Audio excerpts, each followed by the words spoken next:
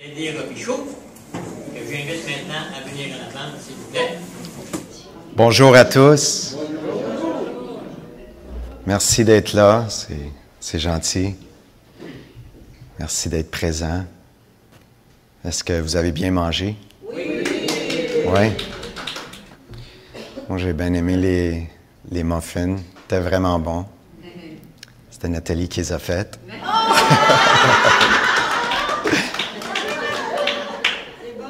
Elle ne peut pas être là parce qu'elle dort. C'est ça, André m'a présenté. Mon nom, c'est Eddie Robichaud.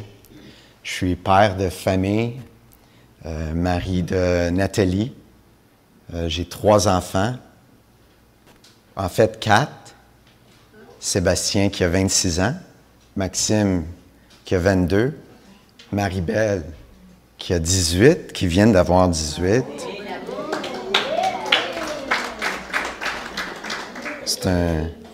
C'est mes enfants, mais c'est des adultes. Et j'ai un petit garçon qui s'appelle Samuel, qui aurait 14 ans aujourd'hui, mais qui est avec mon papa céleste qui est dans le ciel et qui est en train de se faire dorloter. Je suis né dans une famille catholique non pratiquante. On allait à l'église seulement pour les occasions spéciales, les baptêmes, les mariages, les funérailles, et c'est à peu près tout. Mon père était un alcoolique. Ma mère travaillait à temps plein à la maison parce que j'avais un frère, travaillait à temps double même, à essayer de prendre soin de nous, de moi puis mon frère. Pendant que mon père travaillait dans la construction, dans le métal, et j'ai été élevé assez dur, au doigt et à l'œil. Mon père me pointait du doigt, c'était ici, là-bas, va. Et c'était de cette façon-là que j'avais été élevé. Et quand c'est au doigt et à l'œil, mais l'œil, c'était parce que quand il me regardait, je savais qu'il y avait quelque chose qui s'en venait. Et j'ai été, je pense, traumatisé par cette façon-là d'être élevé, par son affection paternelle un peu spéciale. J'ai été affecté assez longtemps, mais il y a des choses pires que ça dans la vie. Et on restait dans l'est de Montréal, là où dans le temps que c'était un quartier assez dur, il y avait des poursuites d'automobiles, de police, des tirs et de toutes sortes de choses que aujourd'hui on ne voit plus vraiment. Et de là, on a déménagé à Montréal-Nord. Là, c'était comme la campagne à Montréal-Nord, là environ 40 ans. Comparé à Montréal-Est, Montréal-Nord, c'était vraiment tranquille. C'est là que j'ai rencontré la femme de ma vie. C'était ma voisine. À l'âge de, je pense, 10 ans ou 9-10 ans, je l'ai vue. Et la première pensée que j'avais, c'était que j'allais la marier.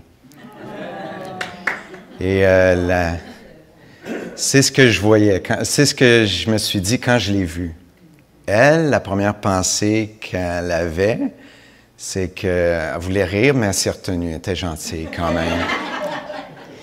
Mon père était souvent ivre et il s'improvisait comme barbier.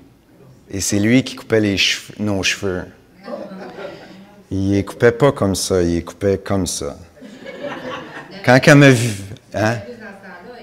Ouais, j'avais un toupette. Malheureusement, j'avais un toupette. Il était comme ça. Puis quand elle m'a vu, mais elle a voulu rire, mais elle s'est retenue. Fait que je ne savais pas c'était quoi, elle, ses pensées, là, mais je l'ai su plus tard après. On a grandi ensemble. Et vers l'adolescence, j'ai pris mon courage à 2 mains. Mon père avait arrêté de s'improviser comme barbier, fait que je pouvais aller la voir puis lui demander d'être ma blonde. Je ne sais pas si c'est de même ça s'est passé, mais en tout cas. On a sorti ensemble et mon but, c'était un jour fonder une famille, avoir des enfants, faire une vraie vie normale, enfin, sortir de chez moi. Et C'est ce qu'on a fait. On a été en appartement. On a eu un enfant qui s'appelle encore Sébastien. Et on en voulait d'autres. Fait qu'on a voulu acheter une maison. Moi, je travaillais, Nathalie travaillait, était infirmière. Et c'est ce qu'on a fait. On s'est acheté une maison, c'était une vie de rêve. On était une belle petite famille, un chien. On ne voulait pas plus. Mais les choses ont commencé à se corser. Moi, j'ai été élevé d'une façon assez, comme je vous ai dit, sévère. Puis je me disais qu'un père mérite sa bière après l'ouvrage. Et c'est ce que c'est devenu ma vie, un peu l'alcool, un peu beaucoup. Et je passais à côté de la vraie vie. Et à un moment donné, il est arrivé un petit drame chez moi. Dans le milieu de la nuit, Nathalie entendait du bruit dans la cour et c'était des voleurs qui venaient voler. Et moi, étant donné que je n'avais pas peur de grand-chose, Nathalie me dit il y a quelqu'un dans la cour, je pense que c'est des voleurs, puis tout ça. Je lui dis mais va voir. S'ils sont plus d'eux, tu me le diras. On va appeler. Non. Mon réflexe, la première chose, c'était je me suis levé, j'ai mis mes pantalons, j'ai été voir dehors, il n'y avait personne. Mais Nathalie m'a dit ils ont volé ton bicycle. Juste pour un bicycle. Moi, j'ai embarqué dans mon auto. Il y avait une rue, c'était soit à gauche ou à droite qu'il était, les gars, les voleurs. Et c'était à droite. J'ai tourné et j'ai tout de suite dit c'est mon bicycle. Il faut que tu le ramènes à la maison. Mais ça ne s'est pas passé aussi facilement que je pensais que c'était pour se passer. Il y avait c'était une gang de rue. L'autre bord de la rue, il y avait des personnes que je ne connaissais pas, mais qui voulaient venir m'aider. Et ça a fait une bataille de rue assez incroyable. Il y a un des jeunes qui ne se relevait plus. Je ne sais pas s'il était mort ou vivant, mais il ne se relevait plus. Et malheureusement, les autres qui étaient là savaient que le vol avait été fait chez nous. Fait qu'ils savaient que ce qui s'avait passé avec lui, ça venait de chez moi. Et un cauchemar est commencé. Les gangs de rue savaient où je restais. Ils ont venu vandaliser ma maison 2 semaines plus tard, mais miraculeusement, j'étais en train de tondre le gazon. Et aussitôt que je finis de tondre le gazon, je rentre dans la maison et il y a à peu près une quinzaine d'hommes avec des battes de baseball, des couteaux, et ils en voulaient à ma vie pour la personne qui avait été blessée. Et Nathalie a crié, ils sont dehors, et tout de suite, j'ai relié ça avec ce qui s'avait passé 2 semaines avant. Et j'ai tout de suite ouvert la porte. J'ai juste dit, vous êtes mieux de partir parce que la police s'en vient. Et c'est pas ça qu'ils ont fait. Ils voulaient rentrer dans la maison. Ils ont commencé à démolir le toit. Ils ont lancé des roches sur la maison. Et ça finissait plus. Et au travers de ça, mais j'avais aucune amertume envers eux. J'avais aucune haine. Je savais quelle sorte de vie que moi je menais. C'est comme si quand on crache en l'air, ça te retombe dessus. Puis la vie que je menais, c'était ça qui est en train de me retomber dessus. En quelque part, je méritais ce qui se passait. C'était correct. Mais c'était en même temps, c'était pas vivable. On a dû perdre la maison, perdre tout. J'étais en train de perdre mon travail. Je vivais une vie à 100 000 à l'heure. J'avais plus vraiment conscience.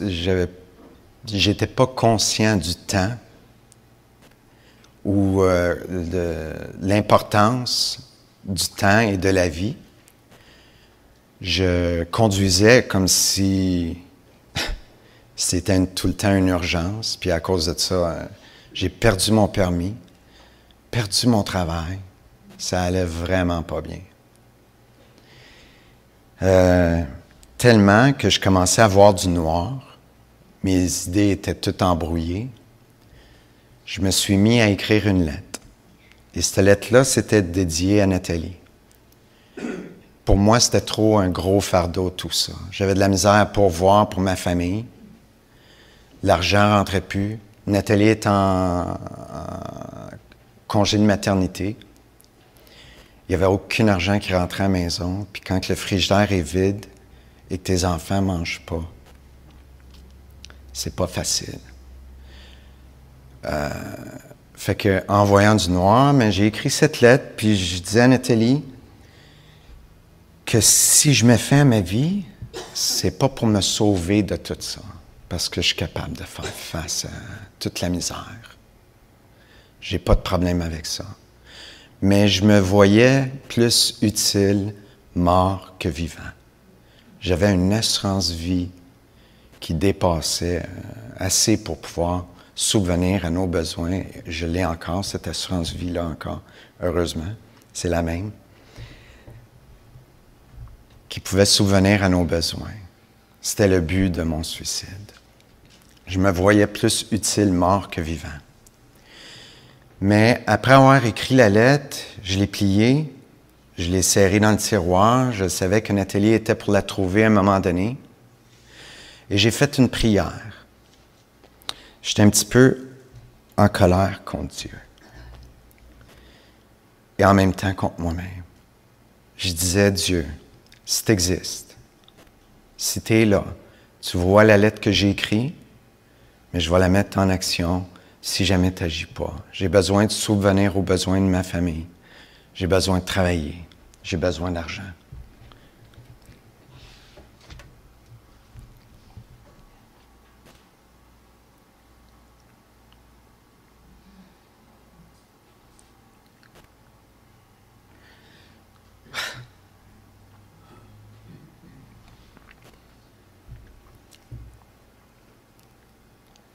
Ce que je suis en train de vous dire, c'est comme si c'était hier, dans ma tête, même si c'est du passé. Je suis en train de vivre, on dirait, ce que je vivais à ce moment-là. Je ne pensais pas que c'était pour aller aussi être intense que ça dans ma vie. J'ai serré la lettre dans le tiroir. Je savais que Nathalie était pour la trouver à un moment donné. Et j'ai laissé aller les choses. 2 jours plus tard, le téléphone sonne et c'est mon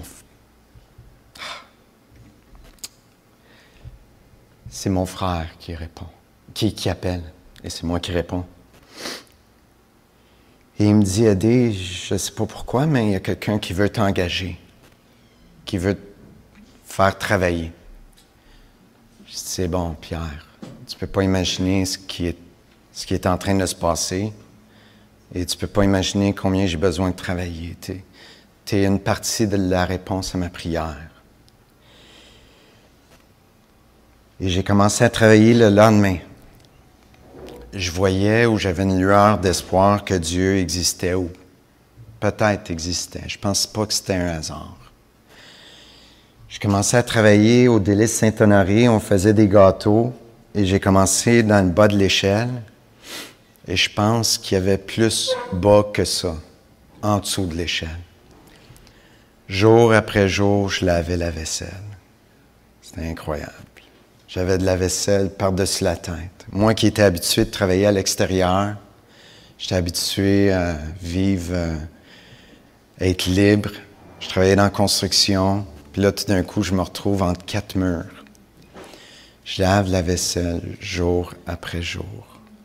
En même temps, aujourd'hui, je vois ça, puis je me dis que je suis vraiment content d'avoir passé au travers ça. Parce que ça m'a amené à me poser des questions existentielles de la vie. Mon boss était vraiment gratteux. Il ne voulait même pas que je change l'eau du lavabo, un gros lavabo industriel. Je remplissais ça d'eau chaude. Et il y avait tellement de vaisselle que les chaudrons puis tout, ça pourrissait en dedans. Moi, je mettais ça dans l'eau, puis je lavais, puis il ne voulait pas qu'on change l'eau parce que ça coûtait trop cher d'électricité.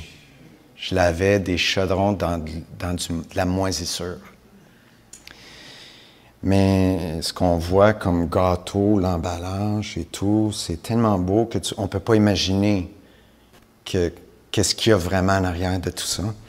Et moi, j'étais là, je lavais, puis j'étais en train de revirer fou.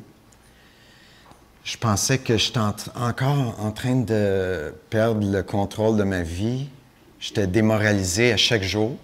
J'étais vraiment dépressif. Et mon boss me voyait. Il me voyait partir dépressif, arriver dépressif, découragé. J'étais en train de laver la vaisselle. Et à un moment donné, j'étais là, puis je voyais plus l'eau, je voyais plus la vaisselle. Je voyais juste mes mains. Puis là, je m'amusais avec mes pouces. Je les voyais bouger. Je voyais mes index bouger, mes petits doigts. Mes mains étaient au bout de mes bras, puis je me disais, wow, c'est vraiment un miracle. C'est pas un hasard. En même temps, j'étais en train de penser que j'étais en train de leur virer fou. Et à ce moment-là, il y avait le bras canadien qui était en train de se faire construire ou qui était construit, puis qui coûtait des milliards et des milliards de dollars ou des millions de dollars à se faire construire. Puis moi, j'étais là, puis je regardais mes mains, puis ça ne coûte rien. Puis j'ai le contrôle. Je me disais, c'est impossible que Dieu n'existe pas. C'est impossible qu'il n'y ait pas un Dieu qui puisse exister. Je croyais de plus en plus qu'il y avait un Dieu qui était là pour moi. Même au travers de ça, c'est fou un peu. En même temps, je pensais peut-être que j'avais besoin de médicaments pour me revenir à la normale. Mon boss, il me voyait aller, il ne me voyait pas regarder mes mains, mais il me voyait aller déprimé, il me dit, Eddie, on va te changer de département parce que je vois que tu as besoin d'air. Il me donne les clés du camion et j'avais déjà fait des livraisons de temps en temps. Il dit, je vais te mettre sur une livraison, tu vas pouvoir prendre de l'air. Tu en as besoin. Je dis, c'est bon. Bien moi, je prends les clés et j'avais perdu mon permis de conduire. J'avais pas de permis de conduire. Mais je pouvais pas lui dire non, que je voulais pas ou que je pouvais pas. Ou sinon, je m'aurais noyé dans l'eau. Je voulais sortir de ça. Je prends les clés, je dis, parfait, c'est bon. Il me dit, les enregistrements sont dans le compartiment à gants. Tu connais les routes, vas-y. Je dis, c'est bon, parfait. Pendant 1 an, je conduis le camion, pas de permis de conduire. Il ne m'a jamais demandé mon permis de conduire. Moi, j'embarquais dans le camion, c'était une vieille barouette noire, toute rouillée, que j'aurais pu me faire arrêter n'importe quand pour vérification, pour vol ou quoi que ce soit. Ça avait l'air d'un camion qui voulait faire un vol de banque. Mais j'avais 3 000 $ ou plus de gâteaux dans le camion. Si je me faisais arrêter, c'était fini, je perdais mon travail puis tout. Moi, jour après jour, je partais avec le camion, puis j'allais faire des livraisons. Et j'ouvrais la radio, et il y avait un poste qui marchait à la radio. Et ça tombait que c'était un poste chrétien. À chaque jour, j'entendais parler de Dieu, des messages de des pasteurs américains, des pasteurs de France, des pasteurs du Québec. Mais il y en avait un que j'accrochais particulièrement. C'était un pasteur des États-Unis, il s'appelait Pastor Stevens. À chaque jour, il disait quelque chose de différent, comme remets ta vie en règle. Regarde-toi, où tu es rendu dans ta vie. Il citait des versets. Il suggérait de lire la Bible, combien c'est important de lire la Bible. Et moi, j'écoutais, j'arrivais à la maison, puis je disais à Nathalie, je dis, Nat, faudrait peut-être songer à se marier, parce qu'il suggère se marier aussi. Elle a été surprise parce qu'elle me connaissait, elle savait que je ne croyais pas au mariage, je ne croyais pas à la religion catholique, je ne croyais pas à aucune religion. J'étais frustré de la religion. Ma grand-mère est presque morte à cause de la religion catholique. Le prêtre, il demandait d'avoir des enfants chaque année, puis il venait chercher des offrandes. Et à un moment donné, il est arrivé, il était couché à terre, le prêtre est arrivé, puis il ne s'est pas vraiment soucié de comment elle était, il s'est juste soucié si elle était enceinte. Mon grand-père était vraiment fâché, il a voulu aller le voir et régler son compte, mais ça, je ne connais pas le restant de l'histoire. Mais j'étais révolté de la religion, révolté un peu de Dieu, révolté de les pasteurs américains qui prêchaient que donnez un 500 $ et vos prières vont être répondues. J'appelais par plaisir pour leur dire ma façon de penser. Mais lui était spécial. Pasteur Stevens parlait d'une façon assez différente. Il avait une voix tellement paisible, et c'est ce que j'avais besoin d'entendre, une voix paisible dans ma vie. Et à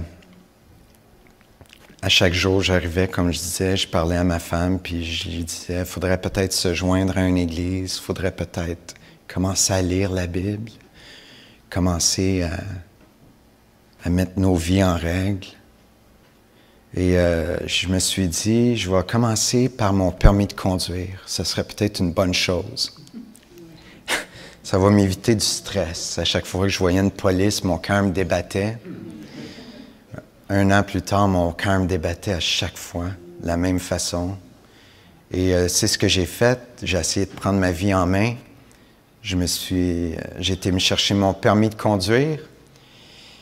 Et incroyablement, dans la même semaine que je vais chercher mon permis de conduire, mon boss, il me dit, Eddie, tu vas arrêter de conduire le camion parce qu'il est en train de tomber en morceaux. Le volant allait à gauche, à droite. Et il y a un camion qui t'attend à l'UTEC. Ça, c'était 2 jours ou si ce n'était pas le lendemain que j'ai eu mon permis de conduire. Là, je dis, c'est bon, je vais aller chercher le camion. Parfait. Je vais là. Le monsieur il me dit de remplir des papiers et il me demande mon permis de conduire. Je n'en revenais pas. Je me suis dit, il n'y a pas de hasard, c'est impossible. Je priais pour que que je mette ma vie en règle et c'est en train d'arriver, mais en même temps, ça, c'était pas un hasard, ça se pouvait pas. Je prends mon permis, je lui donne au monsieur, j'ai dit, fais attention parce qu'il est chaud. Ils viennent d'être faits. Si j'avais été là sans permis de conduire, j'aurais perdu mon travail. J'aurais été mal pris.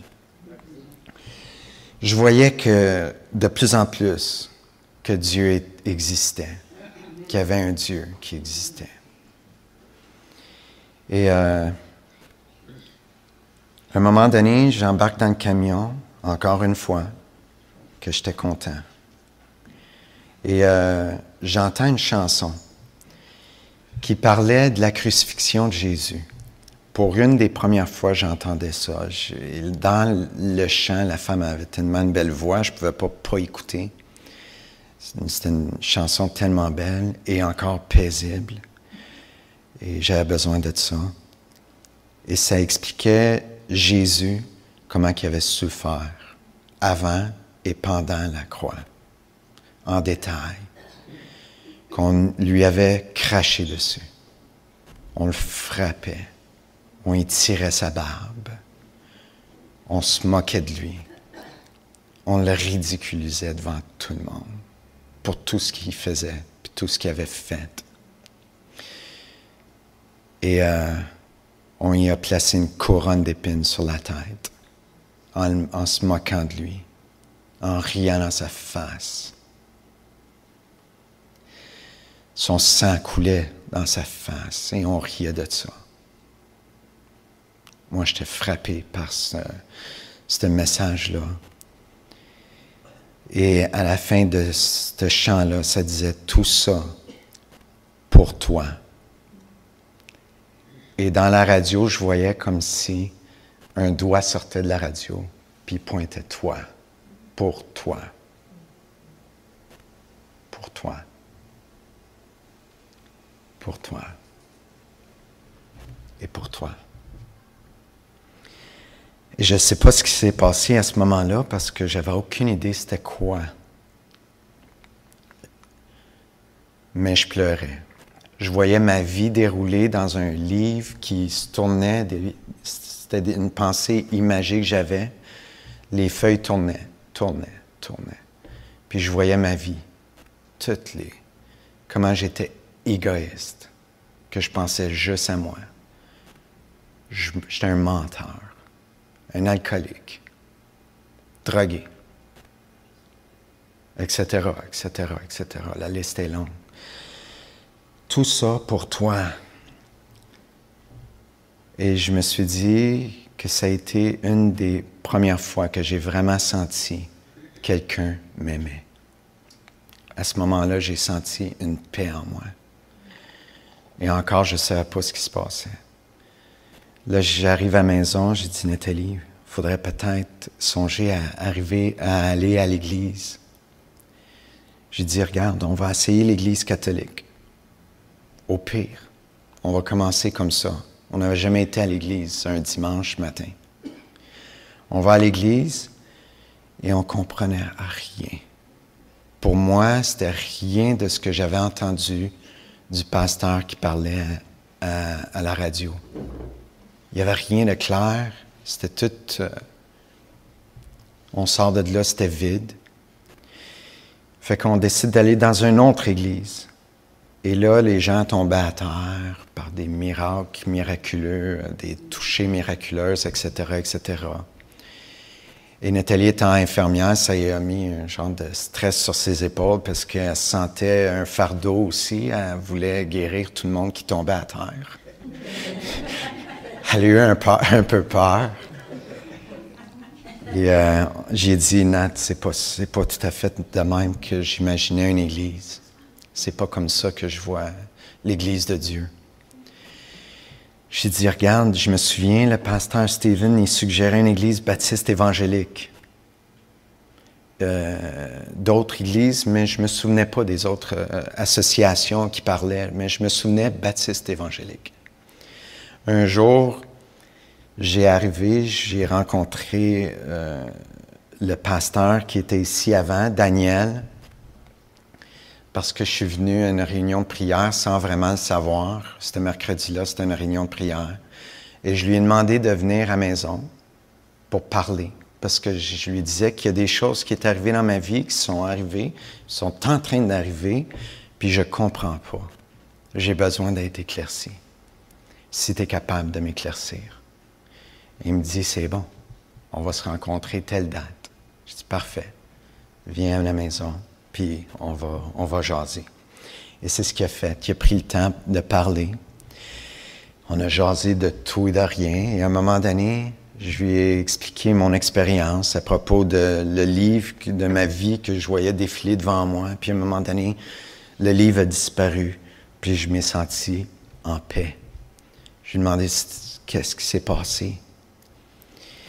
Il me dit, Eddie, probablement qu'à partir de là, tu as accepté le Seigneur dans ta vie, que tu t'es repenti, sans même le savoir. Tu as accepté Jésus-Christ dans ta vie, à partir de là. C'était pas clair, mais je crois que c'est ça qui est arrivé.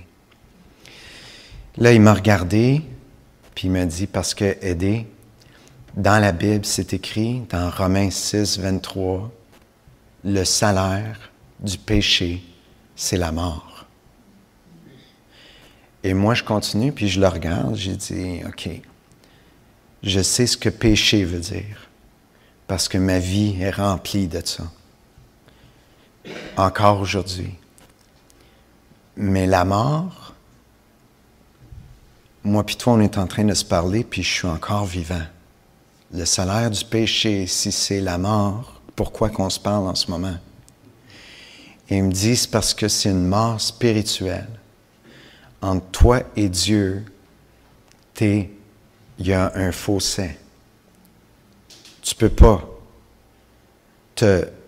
t'associer avec Dieu. Tu peux prier, tu peux parler, mais il ne te considère pas comme ton enfant. Parce que tu as péché. Et la Bible dit qu'il est un Dieu parfait. C'était un petit peu mélangeant pour moi. Dieu est parfait, moi je suis pécheur. Et étant donné que Dieu est parfait, il ne peut pas te laisser entrer dans son ciel comme bon te semble. Je dis, OK. Là, il dit, mais il y a quelque chose qui est bien dans ça. Tu n'es pas le seul. Tu n'es pas le seul qui a péché. Tous ont péché et sont privés de la gloire de Dieu. Je me suis senti un peu mieux parce que je me suis senti, c'est pas juste moi, là. Tous sont péchés et sont privés de la gloire de Dieu, que la Bible dit.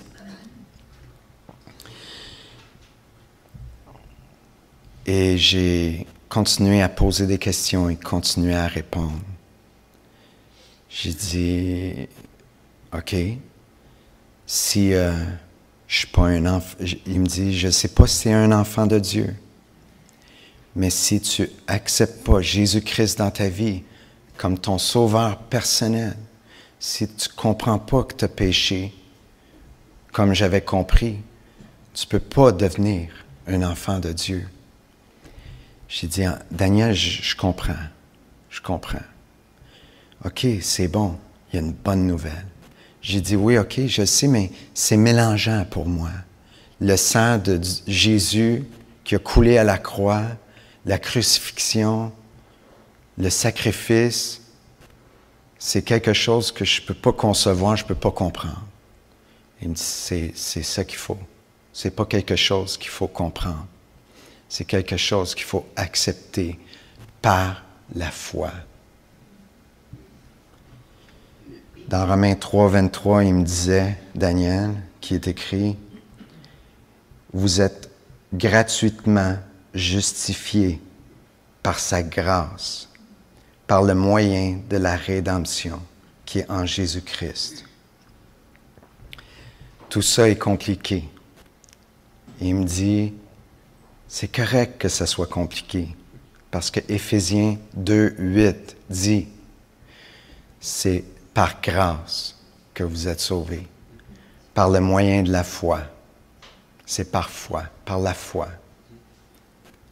Ce n'est point par vos œuvres, c'est par la grâce que vous êtes sauvés, par le moyen de la foi.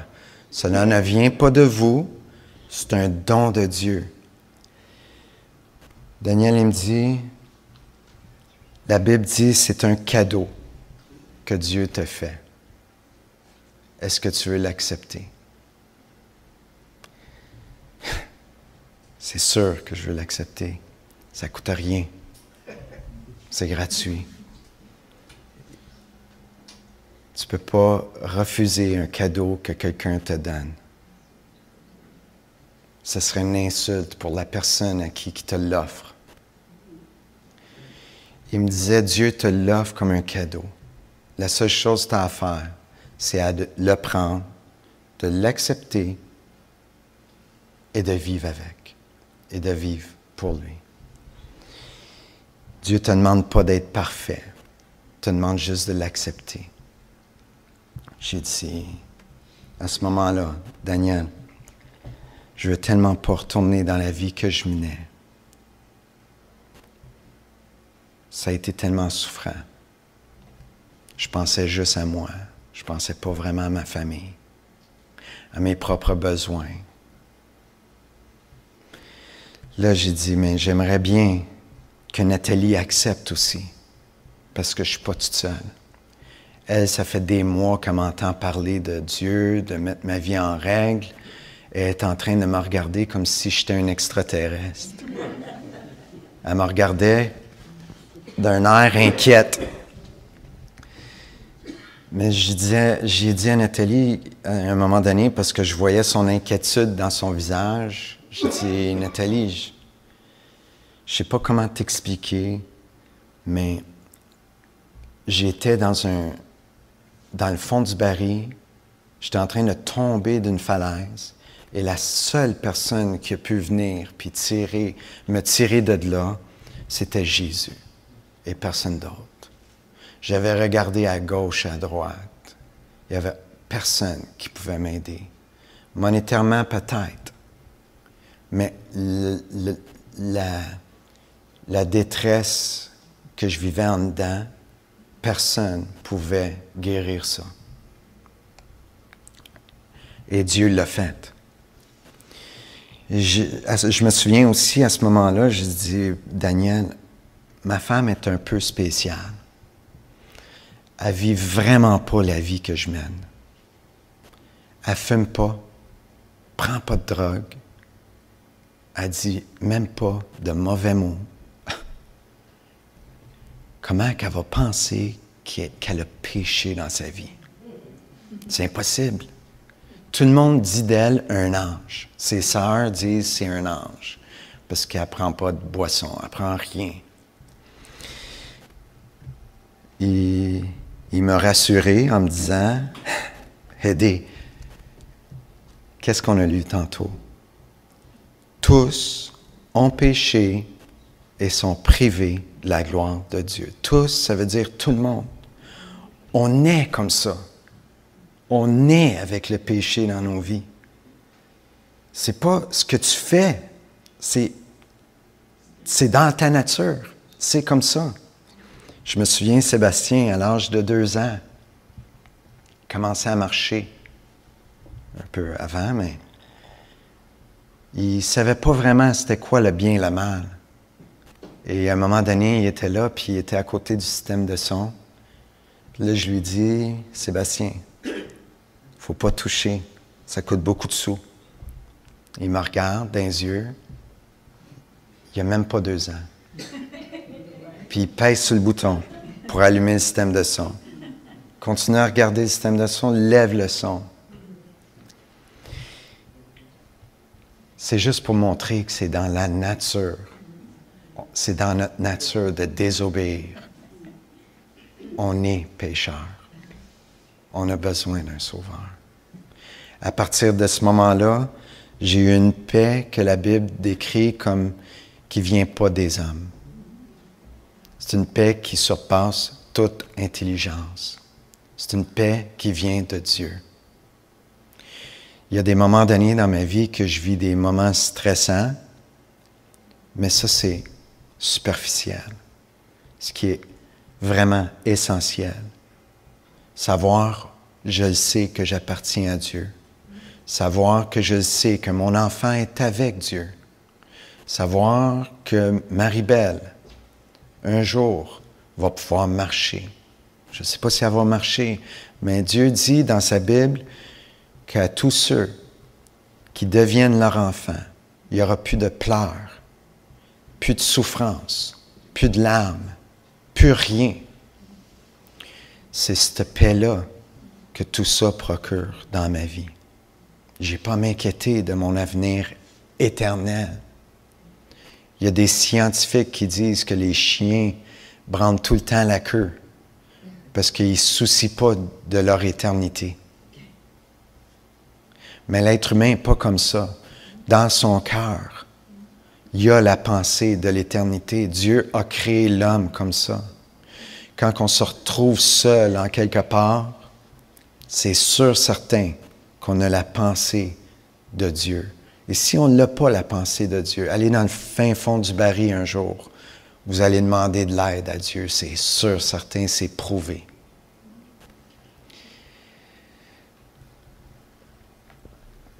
J'avais de l'espoir pour Nathalie, malgré qu'elle pensait qu'elle était parfaite, ou que, non, pas qu'elle pensait, mais que moi je pensais qu'elle était parfaite. Je le savais qu'elle avait besoin, elle aussi, d'un sauveur. J'ai dit à Daniel, j'ai dit, Daniel, ça serait bien que toi, tu viennes y parler, parce que moi, ça fait 9 mois que j'y en parle, que j'y explique, puis je pense que j'y fais plus peur que d'autres choses. Mais aujourd'hui, elle me dit, j'avais pas peur. J'étais plus inquiète parce qu'elle ne savait pas dans quoi je m'embarquais. J'allais à l'église à chaque dimanche avec les enfants, Maxime et Sébastien. Elle a resté à la maison.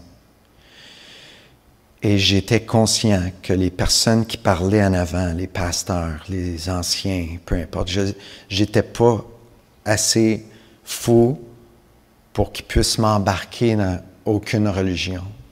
J'avais la conscience que j'étais en paix avec ça. Je n'allais pas me faire embarquer dans quoi que ce soit. Puis je savais que qu'est-ce qu'ils disaient était vrai. Pour moi, c'était ça qui était important. Qui étaient eux, ça m'importait. Ce qu'ils disaient, c'était important, c'était vrai. Un jour, quand Daniel est venu voir Nathalie, incroyable, ça a été instantané. Fumait pas, buvait pas, sortait pas, prenait pas de drogue. Elle a su qu'elle était une pécheuse. Je ne sais pas si on dit ça comme ça. Pécheresse. Elle a su qu'elle avait besoin d'un sauveur. Et à ce moment-là, elle a compris combien Dieu l'aimait, à quel point Dieu l'aimait. Tellement qu'il a donné sa vie pour elle. Et ça a été instantané. Elle l'a accepté. Elle a accepté ce don, cadeau gratuit qui venait de Dieu. Et c'est ça. C'est sûr que c'est drôle, mais je sais qu'il y en a qui sont ici pour la première fois. Peut-être qu'ils ne comprennent pas. Un peu comme moi, je ne comprenais pas. Un peu comme Nathalie ne comprenait pas. Et qui se posent des questions. Ma prière, c'est que vous ne rejetez pas ce cadeau-là que Dieu vous offre. Parce qu'il est gratuit. Ce serait fou de le refuser. C'est gratuit. Merci beaucoup.